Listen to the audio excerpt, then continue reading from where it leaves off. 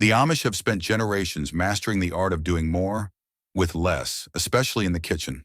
Without relying on electricity, artificial additives, or modern appliances, they've developed clever, practical solutions for everyday cooking challenges. From preserving meat without a fridge to creating natural food coloring from garden vegetables, these time-tested techniques prove that simplicity and resourcefulness often lead to the best results. In this video, we're diving into 35 oddly useful Amish food hacks that still work today and might just change the way you cook forever. Perfect egg peeling. The Amish found a simple solution to avoid struggling with stubborn eggshells. When boiling eggs from their chicken coops, they added a pinch of salt to the water. This caused the shells to slip off easily, even with day-old eggs. The salt helped separate the egg white from the shell, making peeling smooth and clean. For families preparing large batches of hard-boiled eggs, this trick saved time and prevented waste. It worked so well that it became a trusted method in Amish kitchens, passed down through generations. Method for cooling hot soups. Quickly, the Amish used a smart method to cool hot soup safely and fast.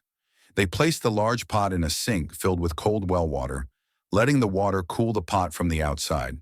At the same time, they stirred the soup to move the heat outward. Instead of letting soup sit and cool slowly, risking bacterial growth, they used this method to drop the temperature quickly. Without refrigeration, this trick helped prevent spoilage and save meals that took hours to prepare. The way to make rich bone broth. For the Amish, bone broth wasn't a trend. It was a way to feed large families on a budget. They simmered chicken or beef bones for 24 to 48 hours, turning scraps into nourishing broth.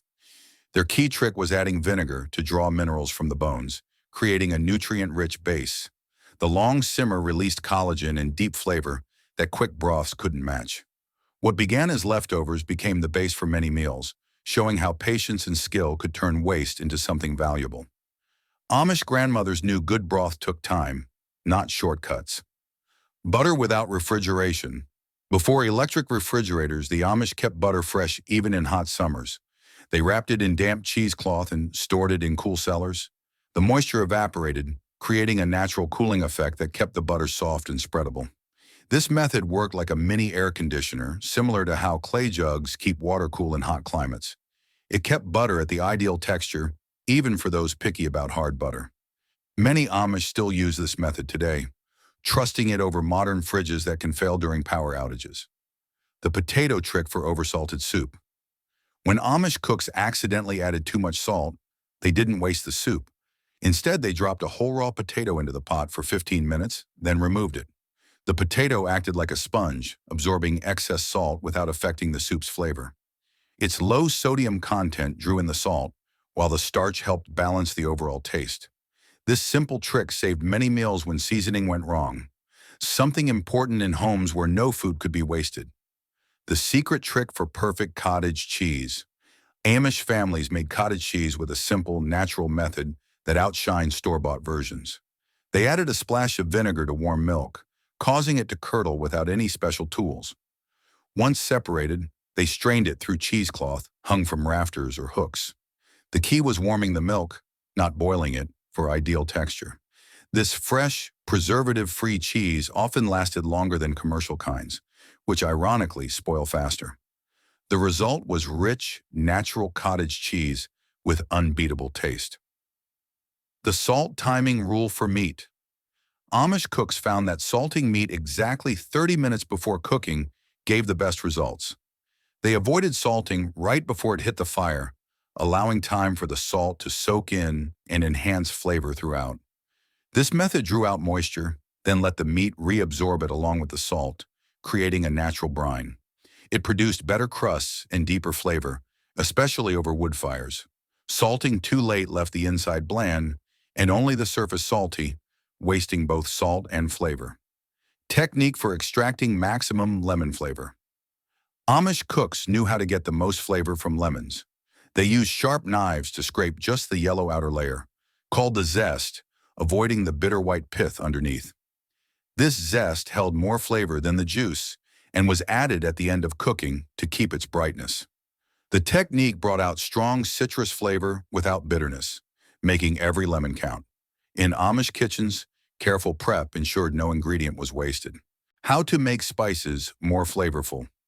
Amish cooks unlocked hidden flavor in spices by toasting whole seeds in dry cast iron skillets before grinding. This heat released essential oils trapped inside, even in older spices. Toasting broke down tough outer layers, making flavors richer and more intense.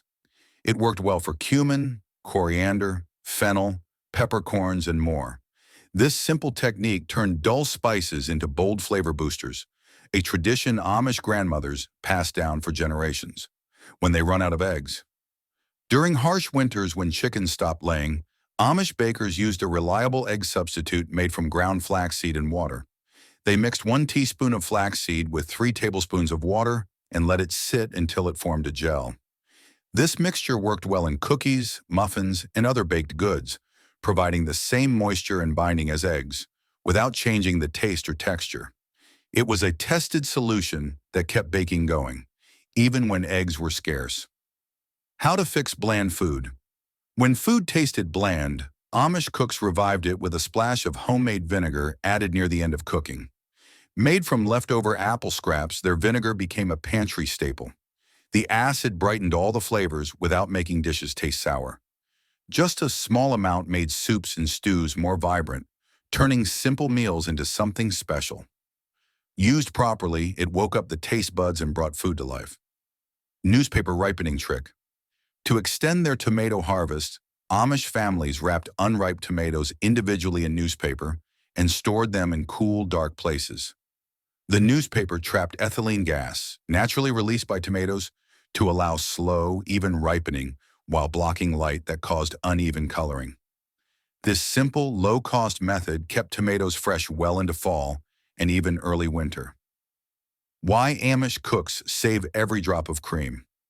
Amish cooks carefully skimmed and saved the cream from fresh milk, storing it in mason jars for use throughout the week. This cream was churned into butter, added to soups, and used in baking to boost flavor and richness. In their kitchens, nothing was wasted. Every ingredient had purpose. What many today overlook, the Amish saw as liquid gold, turning simple meals into satisfying ones through careful attention to every drop. The flour paste secret for soft bread. To keep bread soft without preservatives, Amish bakers used a simple flour and water paste added during mixing. This paste helped the bread retain moisture, keeping loaves fresh for days, perfect for large families baking in bulk. It also improved gluten structure, preventing the bread from drying out quickly. This method became a trusted tradition, passed down through generations. Method for testing food. Freshness. Before expiration dates, the Amish used their senses to judge food safety. They relied on smell first, as spoiled food often had a bad odor, even before visible signs appeared. Changes in color or texture also signaled spoilage. If still unsure, they fed the food to animals, avoiding waste while protecting human health. The animals' reactions helped confirm whether the food was truly spoiled or just past its best. How Amish families use stale bread. Stale bread was never wasted in Amish homes. They used hand-cranked meat grinders to turn it into fine breadcrumbs. These crumbs were used to coat fried foods, fill meatloaf, and thicken dishes. In fact, slightly stale bread worked better than fresh for grinding, which could clog the grinder. Even the hardest loaves were repurposed, ensuring every piece of bread served a purpose before being truly finished. The wood stove baking test, Amish use. Before thermometers, Amish bakers tested doneness by inserting clean straw or wooden splinters into the center of cakes or quick breads. If it came out with just a few moist crumbs, the bake was done.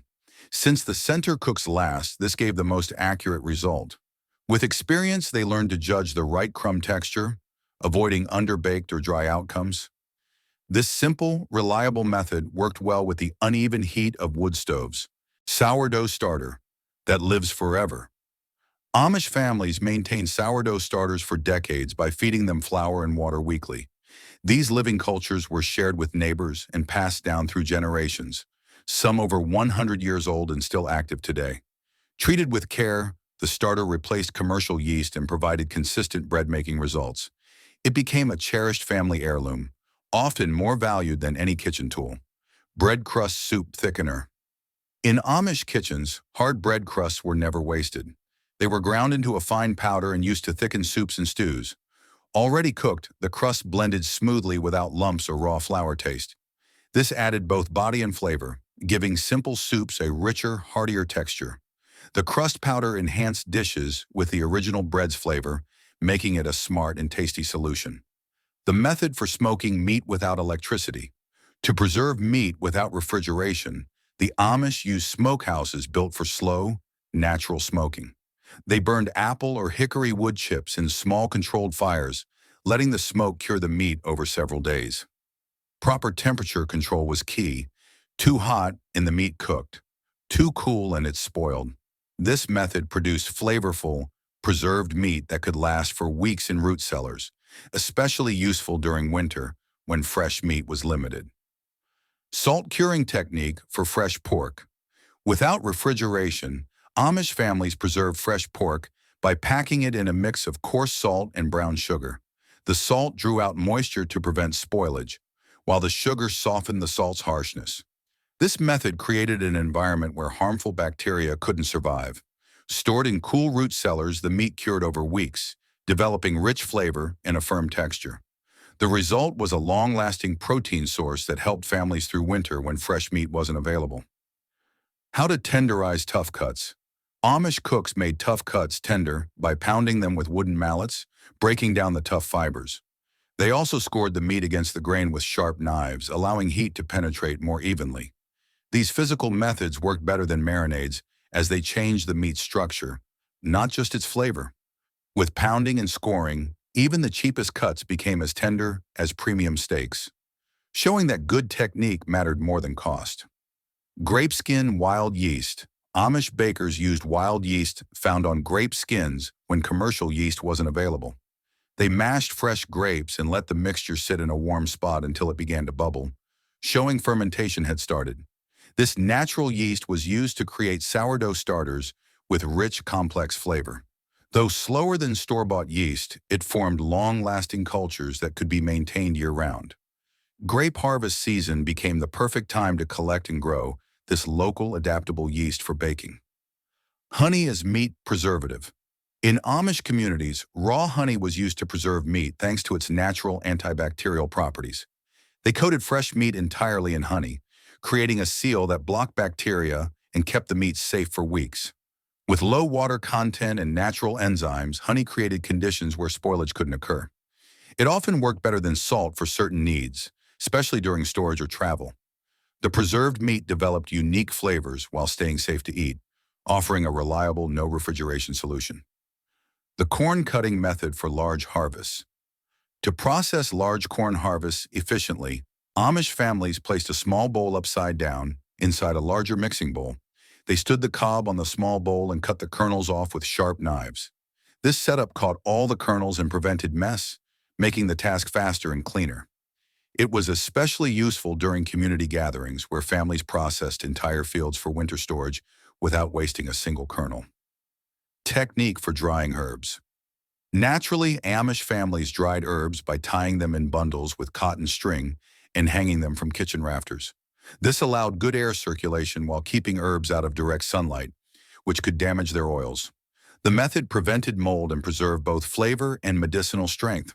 By drying naturally, the herbs became more potent, lasting through winter and serving as essential supplies for cooking and health. How to clean sticky hands. In Amish kitchens, rubbing flour on sticky hands before washing made cleanup easier. The flour absorbed the oils and starches from dough, breaking down the residue better than soap alone. This quick trick saved time and soap, letting bakers move between tasks without spreading mess during busy cooking days. The way to keep pickles submerged. To keep vegetables fully submerged in brine, Amish families placed clean paper towels or cloths inside jars. This held the pickles down evenly, preventing spoilage caused by floating pieces. Unlike rocks or heavy objects, this method was food-safe, adjustable, and kept pressure balanced. It ensured all vegetables stayed below the brine line, preserving texture, flavor, and freshness, key to perfect Amish pickles. Method for slicing many tomatoes. Fast. To quickly slice large amounts of tomatoes, Amish families placed them between 2 dinner plates and slid a sharp knife between the plates. This method created uniform slices while protecting hands, speeding up prep during busy canning days. It was a safe, efficient way to process hundreds of tomatoes before they spoiled, helping preserve peak freshness. How to toast bread over wood fires. Amish families toasted bread over wood fires using long-handled forks held above glowing coals. They rotated the bread slowly for even browning, keeping just the right distance to avoid burning. The wood smoke added rich flavor, giving the toast a unique taste electric toasters couldn't match. Though it took more attention and patience, the result was flavorful, perfectly textured toast made with simple, time-tested technique. How to use kitchen scraps. In Amish kitchens, vegetable peels, herb stems, and meat bones were saved throughout the week in large pots. Instead of tossing them out, they were simmered into rich, flavorful stock used for soups and stews. Bones added minerals, vegetables gave vitamins and taste, and herb stems brought aroma. This no-waste method stretched food supplies while turning scraps into nutritious, cost-free meals. How to store dry goods. Long-term, Amish families use sealed glass jars to store dry goods like flour, sugar, and grains. These airtight containers kept out insects and mice while preserving freshness for years.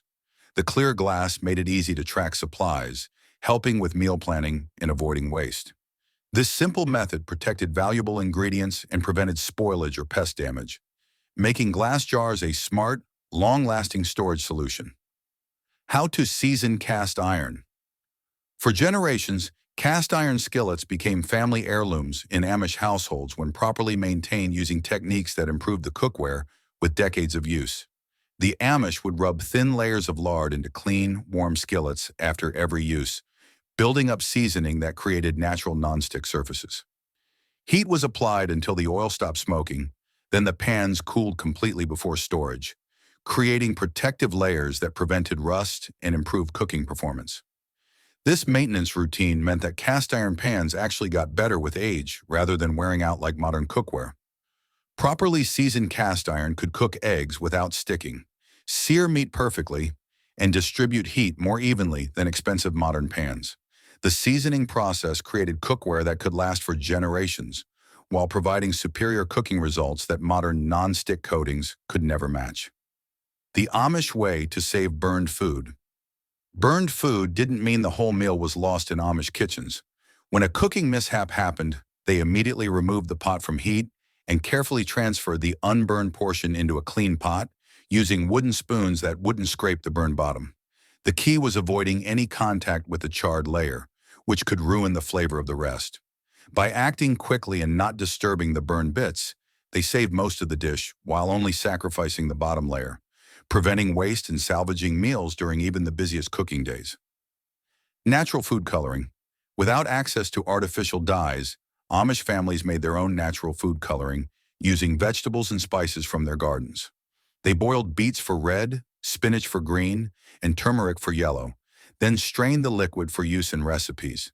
These natural dyes added both color and subtle flavor, offering a safe, chemical-free alternative. Beet juice gave a sweet red or pink hue, spinach added earthy green, and turmeric provided a warm yellow with mild spice. This method showed that vibrant, appealing food could be made without artificial additives. And that's the beauty of Amish kitchen wisdom. Simple, practical, and time-tested techniques that turn everyday cooking into an art of resourcefulness. Whether it's preserving food without electricity, salvaging burned meals, or creating natural colors from garden scraps, these old-world methods still hold value in today's modern kitchens.